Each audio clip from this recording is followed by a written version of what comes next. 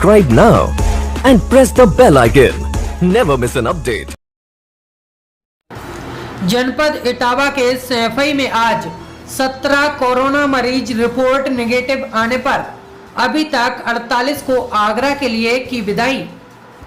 इटावा जनपद के Saifai medical university में 23 अप्रैल को आगरा से सैफई मेडिकल यूनिवर्सिटी में कोरोना वायरस मरीजों को भर्ती कराया गया था, जिसके बाद सैफई मेडिकल यूनिवर्सिटी के डॉक्टरों के द्वारा काफी कड़ी मशक्कत के बाद 17 कोरोना पॉजिटिव मरीज सही हुए हैं। इससे पहले भी 31 मई को सही हो चुके हैं। अब तक सैफई मेडिकल यूनिवर्सिटी से 48 कोरोना वायरस मरीज ठीक हो चुके हैं। देखिए इटावा से रामकुमार राजपूत की रिपोर्ट।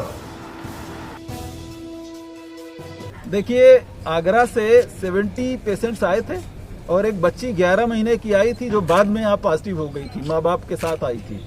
तो 71 पेशेंट्स आगरा से थे, उसमें से 3 एक दिन डिस्चार्ज हुए, अगले दिन 28 हुए, आज 17 हो गए। सर, ये जो कंटिन्यू कहीं ना कहीं सिलसिला चल रहा है, पेशेंट सही हो रहे हैं, अचानक ये अपने इटावा में, ये पीजीआई में ये आपको बाहर सौंपा गया, तो किस तरीके से सर आपने क्रियाविधि अपनी बताई? देखिए, ये कभी हम आपको दोबारा विस्तार में बताएंगे। पहले तो हमने क्या किया कि जब कोरोना देश में आया जी, तो हमको थोड़ी टेंशन हुई। हमने इंतजार नहीं किया कि हमारे पास कहीं से इंस्ट्रक्शन आए जी। और आप जानते हैं हमारे चांसलर ऑनरेबल मुख्यमंत्री जी हैं, तो मुझे काम करने की फ्रीडम है। तो मैंने फरवरी एंड से ही काम करना शुरू कर दिया और आप देखेंगे मेरा पहला वीडियो जारी हो गया था मार्च फर्स्ट वीक में ही। तो हमने उसी समय तैयारियां शुरू कर दी थी। तो पहले हमने क्या किया, पहले हमने तैयारी की, 200 बेड कोविड हॉस्पिटल बनाया, अलग बनाना था नाम के हिसाब से। फिर 50 बेड उसके लिए अलग बनाने थे, मरीजों के रिश्तेदार जो होते हैं, और 550 बेड बाथरूम सहित अटैच टॉयलेट, वो हमको हेल्थ वर्कर्स के लिए क्रिएट करने थे।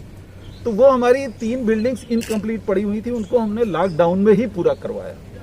अच्छा, इसके साथ ही क्या किया, क्योंकि कोविड के बारे में चारों तरफ बड़ी भ्रांतियां थी, कोई कुछ बोलता था, व्हाट्सएप इंडस्ट्री बहुत चल रही थी, उससे लोग अपना काम कर रहे थे। हमने कोविड को अध्ययन किया, हमने अपने डॉक्टर्स लगाए और सबने एक 2 पेपर लिख डाले इसमें, जो दुनिया में लिटरेचर अवेलेबल है। हमारे यहाँ तो स्टडी हो नहीं पाई क्योंकि अभी पेशेंट पहले तब तक आए नहीं थे। हमने उसको खूब डिटेल स्टडी की कि आखिर ये पेशेंट्स क्यों मरते हैं, और फिर हमने वायरस के बारे में स्टडी किया कि कितना ये अपनी फैमिली से मिलता है और कितना बाकी जगहों से मिलता है, मतलब बाकी एनिमल से मिलता है। इसको स्टडी करके कहाँ कहाँ ये अपना मल्टीप्लाई करता है। जैसे वायरस तो कुछ ही जाते हैं बॉडी में, वो मल्टीप्लाई करते हैं, हमने उसको स्टडी किया।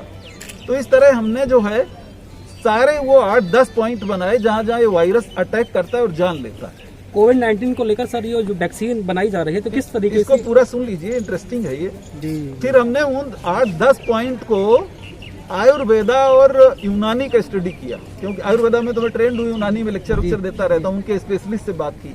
फिर हमने एक ऐसी प्रिपरेशन तैयार करवाई बड़े मैराथन के बाद, क्योंकि ये इशू था, एथिकल इशू था कि कहीं कोई दवाई नुकसान कर जाए, कोई मर जाए तो बवेला हो जाए। तो यूनानी और आयुर्वेदा के अलावा कुछ ट्राई नहीं कर सकते थे क्योंकि वो एस्टेब्लिश सिस्टम था। उसमें हमने स्टडी किया उन जगहों को ब्लॉक करने के लिए, और साथ ही साथ साइंस में उनमें जो शोध हुए थे वो देखे। उसके बाद हमने आयुर्वेद की प्रिपरेशन बनवाई। एलोपैथ का हमने सारा जांच का सहारा लिया। एलोपैथी में सारी खून की जांचें, एक्सरे सब करवाया जो जो जरूरत थी, और एलोपैथी की वो दवाएं जो इम्यूनिटी बढ़ाती हैं वो दी, और आयुर्वेदिक का काढ़ा हमने बनवाया जो सुबह शाम दिया, अपने हेल्थ वर्कर्स को दिया। अभी जो मरीज इसमें कुछ पॉजिटिव आ गए दोबारा से, उनमें मैं सेकेंड लाइन ऑफ ट्रीटमेंट चला रहा हूँ, कल से चल चुका है, उन पर लगातार स्ट्रिक्ट नजर रखी जा रही, और मैं समझता हूँ कि परमात्मा ने चाहा तो वो भी फिट होकर चले जाए। ठीक है, थैंक यू।